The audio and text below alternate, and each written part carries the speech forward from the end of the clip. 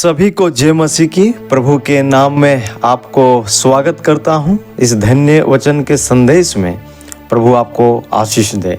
आज का वचन मत्ती रचित सुसमाचार मत्ती 5:5 पर मनन करेंगे।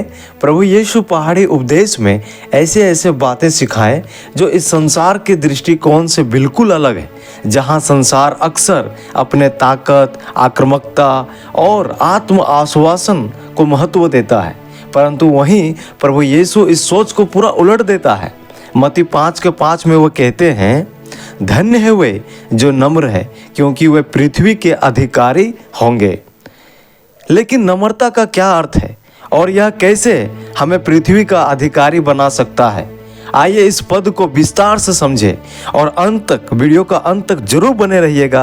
परमेश्वर की वचन से आप अद्भुत बातों को सीखेंगे और प्रभु का आशीष आपके जीवन में होगा। पहली बात, नम्रता का सही अर्थ क्या है? यहाँ नम्र के लिए प्रयुक्त यूनानी शब्द प्रायुस है, जिसका अर्थ है कोमलता, विनम्रता और आत्मसंयम है।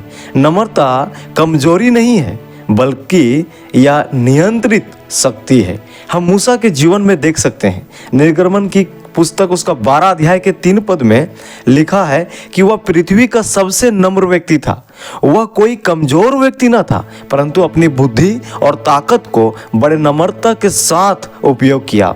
इसलिए तो वह इतना बड़ा भीड़ को अगुवाई कर पाया, नेतृत्व कर पाया। यदि मूसा के पास आत्मसंयम नहीं होता तो इतने आए दिन शिकायतों को वो झेल नहीं पाता और वह बीच में ही इजरायलियों को छोड़कर भाग जाता।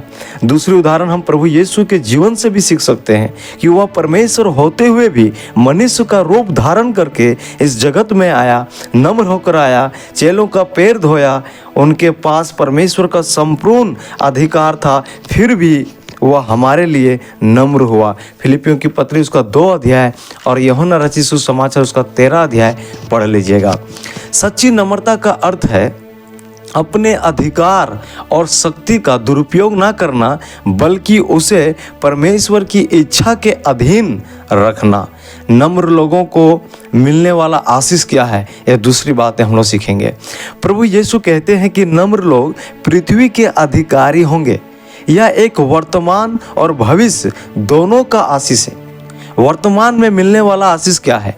नम्र व्यक्ति को शांति और संतोष मिलता है, उसके हृदय में संतुष्टि रहता है। दूसरी बात, वे दूसरे से अच्छे संबंध बनाए रखते हैं, क्योंकि वे जल्दी गुस्सा नहीं होते। तीसरी बात, वे परमेश्वर की कृपा और आशीष प्राप्त करते हैं। भजन संहिता 37 का 11 पद पढ़िएगा।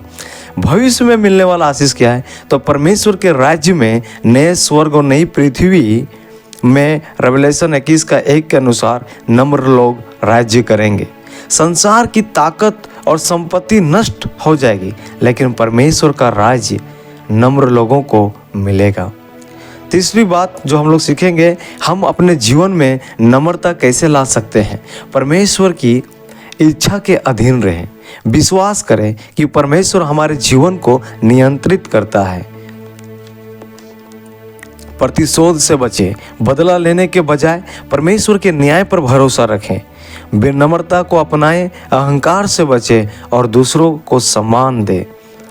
हम अपना ध्यान अपने प्रभु पर लगाएं कि जब वह क्रूस पर जा रहे थे तो उस समय भी उसने अपना धैर्य और नम्रता दिखाएं। पहला पतरस 2:23। प्यारो, परमेश्वर के राज्य में सच्ची महानता बल और अहंकार में नहीं, बल्कि नम्रता में है। प्रभु यीशु ने वादा किया है कि नम्र लोग पृथ्वी के अधिकारी होंगे, आत्मिक आशीष के रूप में अभी आनंद उठाएंगे और परमेश्वर के अनंत राज्य में आने की भविष्य में भी आनंद उठाएंगे। सभी को बहुत बहुत धन्यवाद। कृपया इस संदेश को शेयर, लाइक एंड सब्सक्राइब करें और हमारे चैनल में आप बने रहिए। इसमें परमेश्वर की वचन की अद्भुत बातों को, उसकी गहरी बातों को बड़े सरलता के साथ मैं बड़े प्रार्थना पूर्वक रखता हूं और प्रभु आपको आशीष दे। आप सुने, दिन प्रतिदिन अपना विश्वास को बढ़ाएं। प्रभु आशीष करे। Thank you.